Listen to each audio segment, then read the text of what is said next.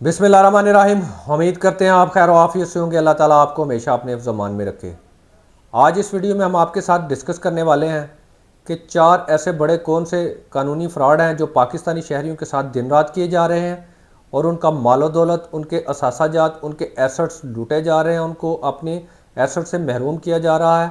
4 ऐसे बड़े फ़्रॉड जिनकी वजह से पाकिस्तानी शहरी शदीद मुश्किलात का शिकार हैं। आपको इन 4 बड़े फ़्रॉड की तफसीलात को जानना इसलिए इंतहाई ज़रूरी है क्योंकि एक तो ये फ़्रॉड बहुत ज़्यादा आम हो चुके हैं, दूसरा अगर आपको आपके साथ खुदा न खास्ता को इस तरह का फ़्रॉड करने की कोशिश करे तो आपने उसके साथ कैसे निपटना है, ये हिकमत अमली भी जानना आपके लिए बहुत ज़रूरी है पाकिस्तानी मुआशरे में सर्वाइव करने के लिए, बचने के लिए और अपने असासाजात के तहफ़्फ़ुज़ के लिए।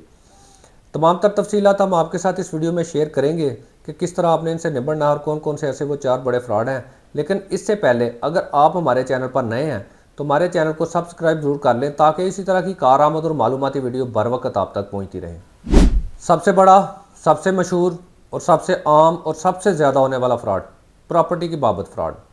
आप प्रॉपर्टी ज़िंदगी में ख़रीदते हैं, बेचते हैं या किसी किस्म का प्रॉपर्टी की बाबत आप कोई मामला करते हैं, कोई किराए पे देते हैं प्रॉपर्टी या किसी तरह की भी कोई प्रॉपर्टी से मुतल्लक आप कोई भी मैटर करते हैं, बहुत ज़्यादा फ्रॉड है।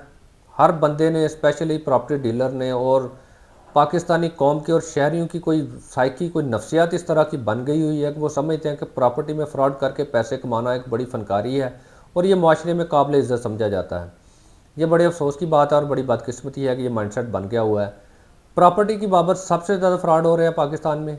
प्रॉपर्टी दिखाई कोई जाती है, बेच दी कोई जाती है और प्रॉपर्टी किराए पे लेकर कब्ज़ा कर लिया जाता है, फिर वो मजबूर करके ब्लैकमेल करके ख़रीद ली जाती है औने पौने दामों।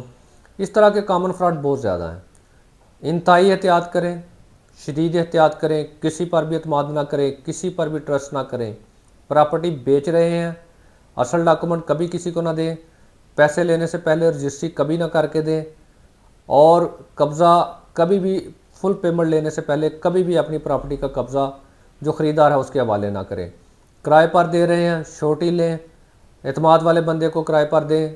जिस बंदे को आप जानते नहीं कभी भी किराए पर ना दें। किराएदार का इंदराज पुलिस स्टेशन में लाजमी करवाएं। हर तरह की एहतियात करें। प्रॉपर्टी ख़रीद रहे हैं तो फ़र्द की वेरिफिकेशन, जो आपको डॉक्यूमेंट दिए जा रहे हैं कि ये प्रॉपर्टी हमने सेल करनी है, उसकी वेरिफिकेशन पटवारी से करें कि ये वही प्रॉपर्टी है क्या जो ये मुझे दिखा रहे हैं, ये उसी के डॉक्यूमेंट हैं। पटवारी को थोड़ा बहुत को ख़र्चा दे के, फ़ीस दे के मौका पर लेके जाएं, उसको डॉक्यूमेंट भी दें और उसको प्लाट भी दिखाएं कि ये प्लाट है और ये डॉक्यूमेंट है, क्या ये दोनों एक हैं। ये बहुत ज़्यादा फ्रॉड है। डॉक्यूमेंट किसी प्लाट का होता है और दिखा के कोई और बेच दिया जाता है। लिहाजा प्रॉपर्टी के हवाले से आपको इंतहाई एहतियात की ज़रूरत है। दूसरे नंबर पर होने वाला फ्रॉड मुख्तारनामा। स्पेशली ओवरसीज़ पाकिस्तानी या कुछ ऐसे लोग जो अपनी कारोबारी मसरूफियत में फंसे हुए हैं, वो अपने कारोबारी और प्रॉपर्टी के मामलात के हवाले से हर जगह पे खुद मैनेज नहीं कर सकते, वो किसी अपने काबिल एतमाद शख्स को मुख्तारनामा दे देते हैं। फिर उस मुख्तारनामे का बड़ा मिसयूज़ होता है। कचहरियाँ भरी हुई हैं इस तरह के केसेस से, मुख्तारनामे के मिसयूज़ की वजह से। किसी को मुख्तारनामा दिया प्रॉपर्टी के हवाले से, उसने प्रॉपर्टी अपने नाम ट्रांसफ़र कर ली, वो प्रॉपर्टी हड़प कर गया। इतनी बदअतमादी है और इतनी बेयकीनी है और अखलाकी गिरावट इतनी है हमारे माशरे में कि आप एक लम्हे के लिए भी लापरवाही और गफलत का मुजाहरा नहीं कर सकते। एक लम्हा भी आपने गफलत की तो आपके एसेट आपसे छीन जाते हैं। लिहाजा मुख्तारनामा देते वक्त बहुत एहतियात करें। एक तो कोशिश करें कि मुख्तारनामा ना ही देना पड़े, अगर कहीं देना भी पड़ जाए तो फिर मुख्तार ख़ास दें एक स्पेसिफ़िक पर्पज़ के लिए। मुख्तारनामे 2 होते हैं, मुख्तार आम, मुख्तार ख़ास।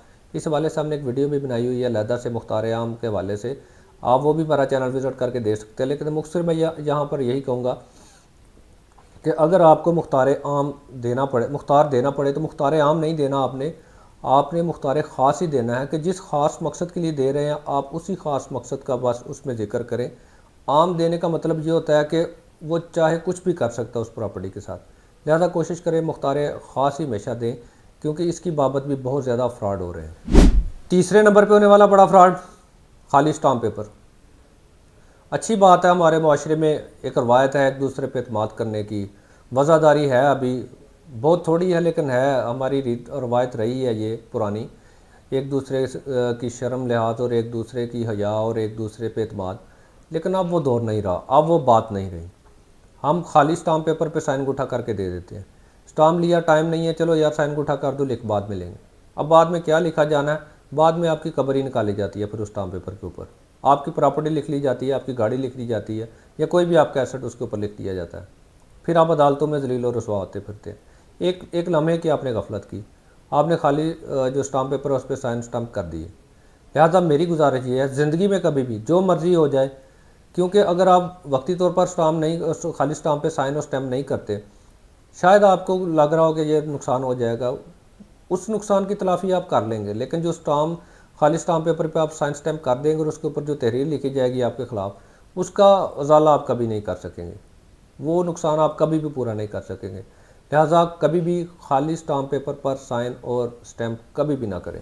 ہمارے معاشرے کی ایک ریت یہ بھی ہے، یہاں پر M N A M Ps علاقے میں اپنے ٹاؤٹ، اپنے نمائندے رکھتے ہیں اپنے اپنے حلقوں میں، ان کے پاس اپنے اپنے دڑے ہوتے ہیں۔ آپ اپنے ارد گرد دیکھیں، ہر محلے میں، ہر گلی میں، ہر شہر میں، ہر گاؤں میں کوئی ایک کسی سیاسی پارٹی کا کوئی ٹاؤٹ ہوتا ہے، علاقے کے M N A M P کا ٹاؤٹ ہوتا ہے۔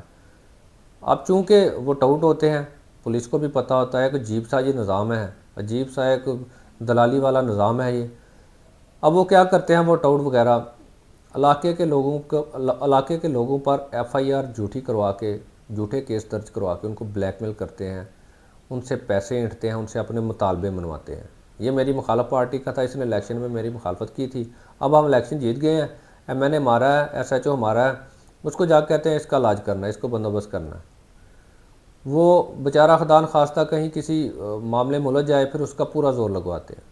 اور میں نے اپنی زندگی میں، اپنے کیریئر میں ایسے معاملات دیکھے ہیں کہ لوگوں کی پراپرٹیاں تک بکوا دی گئیں، ان کو جھوٹے پرچوں میں ملوث کر کے، بالکل بے بنیاد پرچوں میں ملوث کر کے، اور اتنے سنگین پرچے تھے کہ جنہوں نے ان لوگوں کی زندگیاں ہی تباہ و برباد کر دی۔ لیکن میری گزارش اس میں یہ ہے، وہ آپ کے ساتھ نفسیاتی طور پر کھیل رہے ہوتے ہیں اس معاملے میں، چونکہ پرچے جھوٹے ہوتے ہیں، معاملے جھوٹے ہوتے ہیں، لہذا اس میں آپ نے گھبرانا نہیں ہے، مشکل ہے، اس میں کوئی شک نہیں ہے، جب حکومت اور سسٹم آپ کے ساتھ نہ ہو بہت مشکل ہوتی ہے، لیکن آپ نے سٹینڈ کرنا ہے، یہ صاحب کی جنگ ہے، کچھ دیر آپ نے اپنے آپ کو سٹینڈ کر کے رکھنا ہے، سنبھالنا ہے، الٹیمیٹلی وہ جو جھوٹا پرچہ ہے وہ ضائع ہو جائے گا۔ لیکن آپ چونکہ فوری طور پر گھبرا جاتے ہیں، پریشان ہو جاتے ہیں، اور آپ اپنا نقصان کر بیٹھتے ہیں۔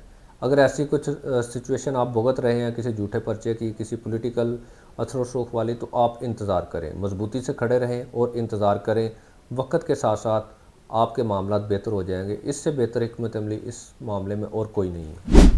فراڈ کرنے والے ہمیشہ نئے سے نئے طریقے نکالتے رہتے ہیں، اور ان سے بچنے کے لیے بھی آپ کو نئی حکمت عملی کی ضرورت ہوتی ہے۔ میری نظر میں فراڈ سے بچنے کی جو سب سے مؤثر اور سب سے مضبوط حکمت عملی ہے وہ یہی ہے کہ قانون کو جانیں، قانون کو سمجھیں، معلومات حاصل کریں، باخبر رہیں، معاشرے میں کیا ہو رہا ہے اس چیز سے باخبر رہیں، تاکہ آپ فراڈ اور دوسرے دیگر جو آپ کے ساتھ ظلم و زیادتی والے عناصر ہیں، آپ ان سے بچ سکیں۔ امید کرتے ہیں آپ کو ویڈیو پسند آئی ہوگی۔ اگر ویڈیو پسند آئی ہے تو لائک کمنٹ شیئر ضرور کیجیے گا۔ ہم سے کسی قسم کا قانونی مشورہ کرنا چاہتے ہیں، دیے گئے ہمارے نمبر پر واٹس ایپ میسج کر کے یا کمنٹ سیکشن میں آپ ہم سے قانونی رائے لے سکتے ہیں۔